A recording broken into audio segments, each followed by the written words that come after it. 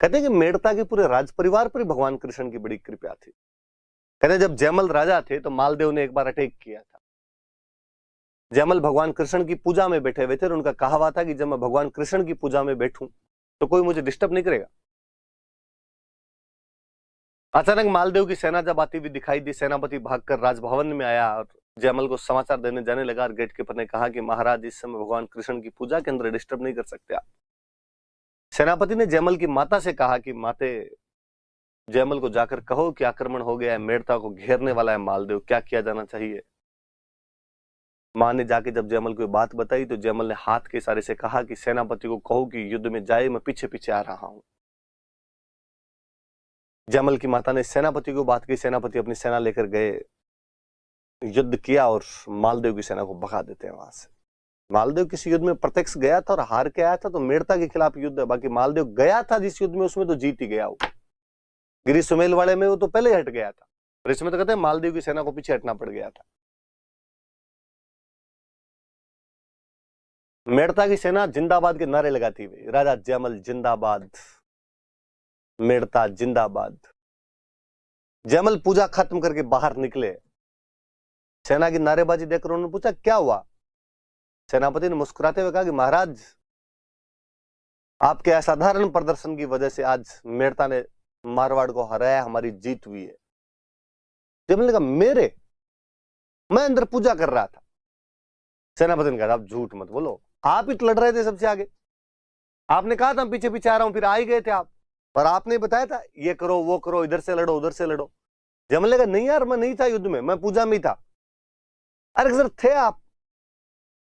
सेना ने जब जिद की तो जयमल भागकर वापस मंदिर के अंदर आए और क्या देखते हैं कि भगवान कृष्ण की मूर्ति के पानी टपक रहा था, जैसे पसीना आ गया हो किसी आदमी के।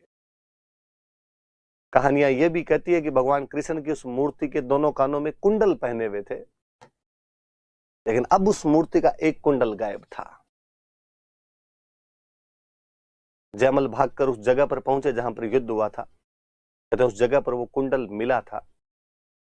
मेड़ता के पास आज भी उस जगह का नाम कुंडल है।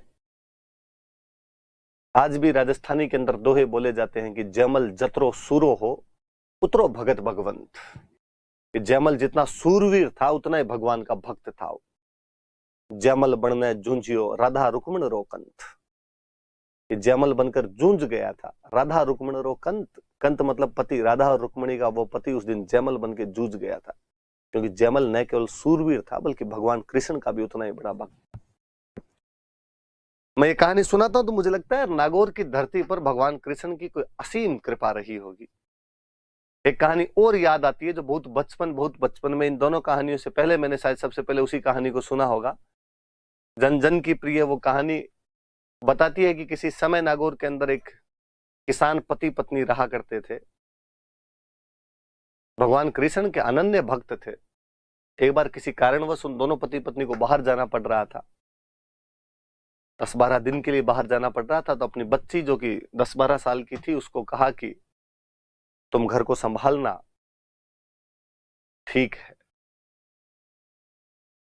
पर पहले सुबह उठते ही भगवान कृष्ण को भोग लगाना, भगवान कृष्ण को भोग लगाए बिना तुम खाना मत खाना, पहले भगवान खाना खाते हैं फिर अपने खाना खाते हैं। बच्ची ने कहा यह भी ठीक है। अगले दिन बच्ची सुबह जल्दी उठी, स्नान किया, स्नान करके भगवान कृष्ण की अगरबत्ती की भोग लगाया वहां पर। कहा भगवान कृष्ण, पापा कह के गए थे कि आप खाना नहीं खाओ तब तक मैं नहीं खाऊं, इसलिए आप खा लो, तब तक मैं घर के बाकी काम कर लेती हूँ, फिर मुझे खाना खाना। बाकी काम निपटा कर आई तो उसने देखा कि खाना तो वैसे वैसे पड़ा है। खाने के नाम पर होता क्या था, तो मारवाड़ में खींचड़ा बनता था, तो बच्ची ने खींचड़ा डाला था। बच्ची ने मूर्ति की तरफ देखते हुआ, क्या हुआ, खा क्यों नहीं रहे। मूर्ति क्या तो बोले और क्या खाए।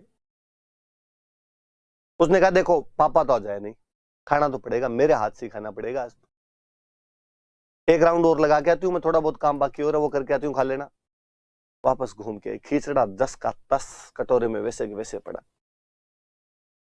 उसने कहा मैं समझ गई, थोड़ा सा घी कम क्या डाला, खिचड़ा नहीं खाओगे। पापा आदत बिगाड़ गई आपकी। घी लेके गर्म करके और डाला उसके अंदर, सामने बैठ गई मूर्ति की, खाओ, जब तक नहीं खाओगे मैं नहीं उठूं। पर्दा लगा दिया, शर्म आ रही है तो चुपचाप खा लो अकेले बैठ के।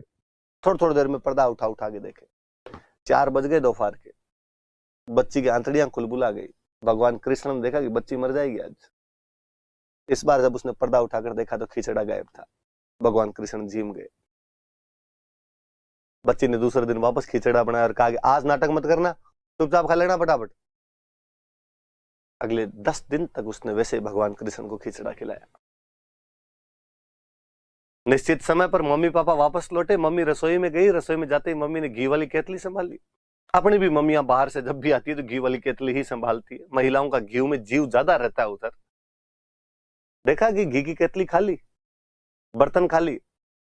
बुलाया बच्ची को और कहा कहां गया घी, कहां गया? उसने कहां गया मतलब, ये खा गए तुम्हारे कृष्ण जी? तो ये खा गए मतलब, अरे कि खिचड़े में डेली डालती थी, पहले दिन कम डाला, खाया नहीं, तो दूसरे दिन ज्यादा डालना शुरू कर दिया मैंने। पापा को बुलाया कि बहकी बहकी बात करी, क्या हुआ? बेच के आ गई कहीं, किसी को दे दिया, गिर गया, बता दे, कुछ नहीं कहेंगे तेरे को। तूने कहा सच्ची सच्ची कह रही हूं, इन्होंने खाया है, मैं कल खिला के दिखा दूंगी आपको। दूसरे दिन बच्ची ने पिता और माता को वहां पर खड़ा करके भगवान कृष्ण के सामने खिचड़ा रखा और कहा कि भगवान कृष्ण आज लाज रखना, मम्मी पापा चोरी का इल्जाम लगा रहे हैं, आज खा लेना चुपचाप टाइम पे। क्या देखते हैं कि उनकी आंखों के सामने खिचड़ा खाली हो जाता है। पिता ने अपनी बच्ची को दंडवत प्रणाम किया। पिता ने कहा 40 साल बीत गए इस सांवरिये की पूजा करते करते, आज दिन तक इसने इस प्रकार का चमत्कार मुझे नहीं दिखाया। तूने 9-10 दिन में ऐसा क्या किया है कि डेली तेरे हाथ का बना हुआ खिचड़ा खा लिया करते थे। हम आज दिन तक उस बच्ची के गीत गाते हैं, उस भगवान की महान भक्त महिला के गीत गाते हैं। कर्मा ल्याई दूध खींचड़ो, ऊपर घी की बाट की, जिमा मारो श्याम धनी, जिमावे बेटी जाट की। कि वो कर्मा डेली दूध खींचड़ा और ऊपर घी की बाट की लाया करती थी। वो जाट पुत्री डेली खींचड़ा बनाती और भगवान कृष्ण सह स्नेह प्रेम पूर्वक उसका खींचड़ा खा लिया करते थे। लोग कह सकते हैं कि अंधविश्वास है, तुम लोगों ने कहानियां जोड़ ली अपनी तरफ से। मुझे लगता है यार, बिना किसी बात के बात नहीं चलती, कुछ ना कुछ तो हुआ है, वरना लोग कहानियां अपने बाप की नहीं सुनाए यार। किसी तीसरी महिला की इस प्रकार की कहानियां यदि जन जन जानता है।